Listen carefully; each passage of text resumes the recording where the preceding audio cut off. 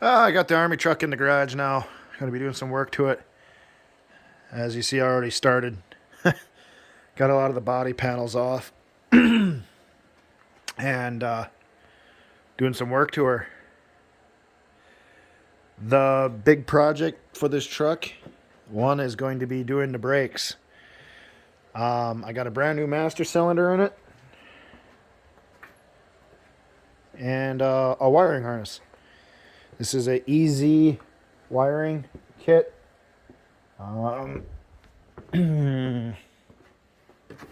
Let's see what circuit it is. No, I believe it's just, I don't know if I believe it's a 12 circuit. But that's going to be one of the things that's going to be done to this.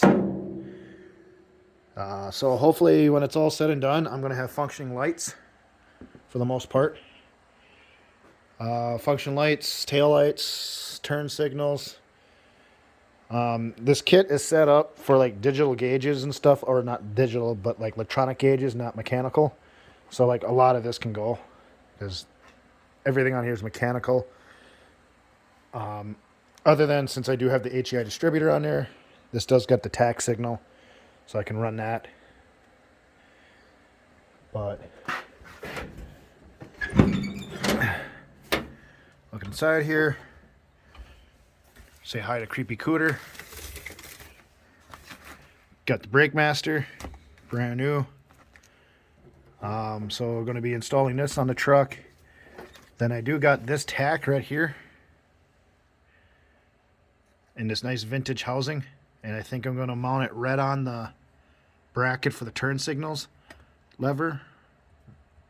I don't know what I'm going to do for the turn signals just yet, because I'm pretty sure that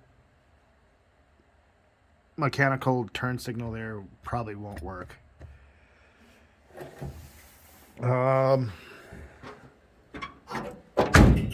But gotta get a good see at some of the flaws in the truck. This side's pretty rough. One of the things about these trucks is like no one looked at this truck 40 years ago and said, yes, I should take care of it because this is a total, some guy's going to want to restore this truck. No, they were used and abused and rode hard and put away wet. So like the steps are banged up, the fenders are banged up. I mean, gonna see here. I believe they sell like this section here as a replacement, because it is kind of a common thing, I guess, on the, because this is just like a civilian cab, just with a couple extra features. And a couple extra features is the flip-up windshield. Instead of, like on the civilian cabs, they would only open up a little bit. On these trucks, they would actually swing all the way open. But I do need a window frame. So, one of the things I'm going to look at doing also is hopefully getting this freed up and fixed and working and functioning.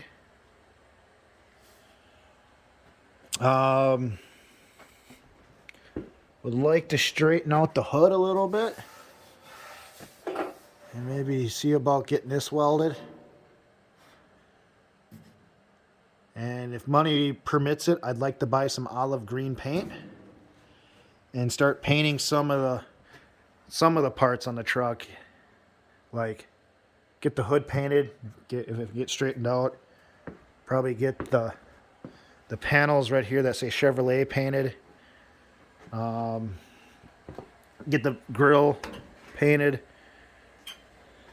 The insert piece in there can be painted. Because, yeah, those are the side panels there. Though this one needs some repair. Don't know why they hacked it, but they did. So, a little bit of acetone and transmission mix on the bolts for the hood latch.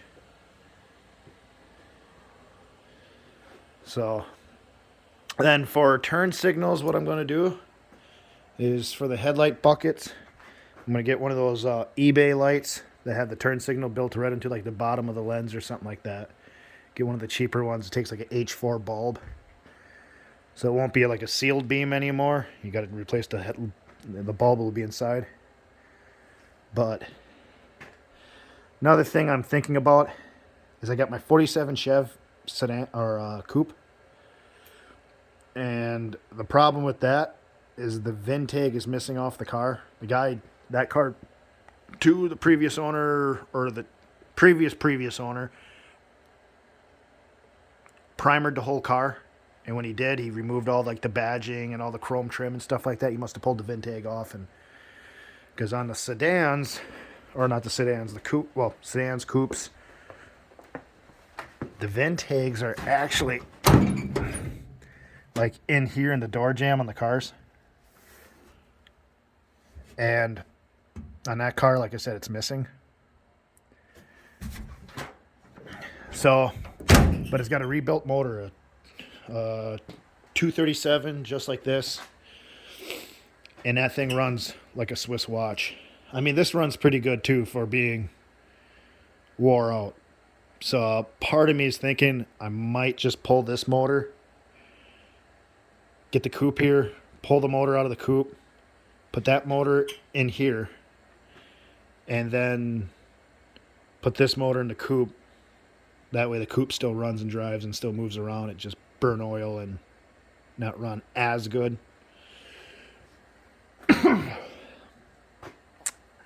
So that's kind of the plan right now. I mean, the motor wouldn't get pulled out of this. The coupe would come out first because the coupe's a lot easier to push around than this thing. This thing's a tank. And this truck's heavy. And everything I took off probably made very little difference in weight. And this thing still weighs a boatload.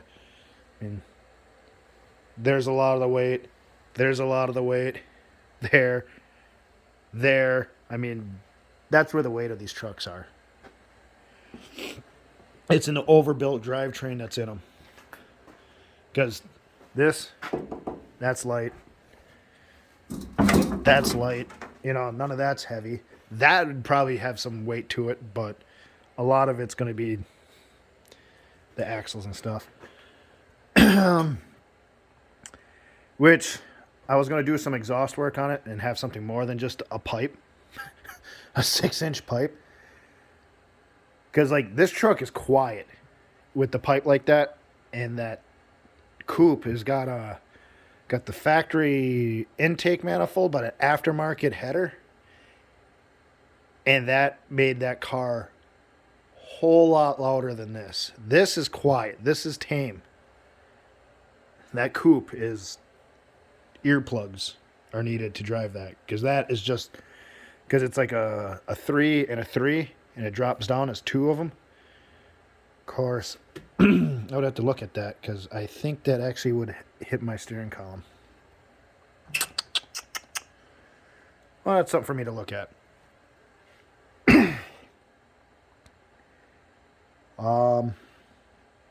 But yeah, I mean, it's going to be kind of slick. It's going to be nice having functioning stuff on this truck again.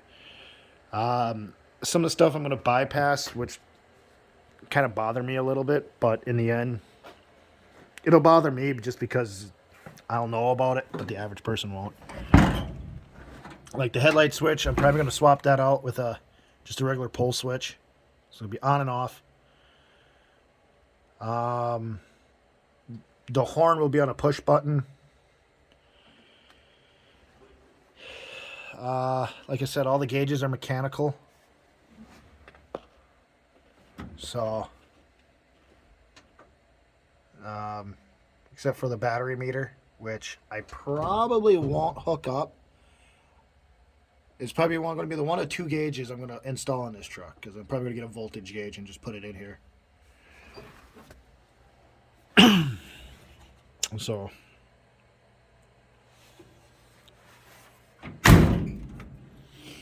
yeah, that's kind of the update on the Army truck now. It's actually, something's getting done with it. So that's kind of exciting. I forget how big this truck is, like sitting outside and stuff like that. You pull it in here and it's tight up against my door, and it takes a little bit to walk around it yet. She's got some length to her. No crew cab long box, but this is way cooler. New trucks ain't got nothing on this. I mean, that... Okay, with the fenders bolted on, she's pretty solid. Actually, I think that might be on some kind of... I don't know if that's on a rubber insulator or not. Well, that's it right there, so... Not a rubber insulator, but...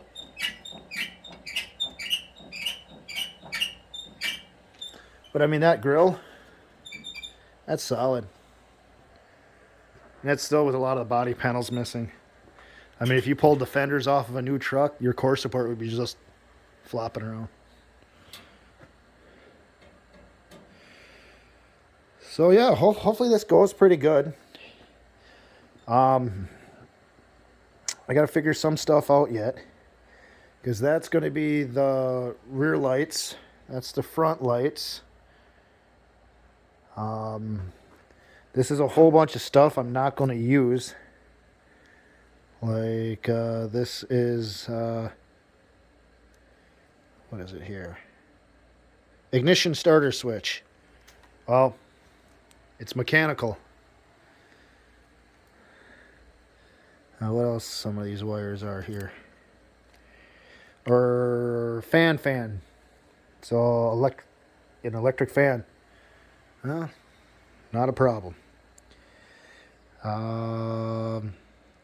AC compressor. Right there. Perfect. We're good. So we don't need any wiring for that. So, like, that's a lot of the stuff. I think this is another section here, because here's like the other half of it. There's AC compressor. Gauge power. Being, that's not for the gauge lights. That's for like your electronic gauges. Not running it. All mechanical. Powered antenna. I think I would have to have a radio first. Yeah, there's the fan power. Oil sending unit. Mechanical gauge. Temp sensor. Mechanical gauge. Yeah, there's the... fan power and fan. Either one of them, not going to use. So, that's kind of the update.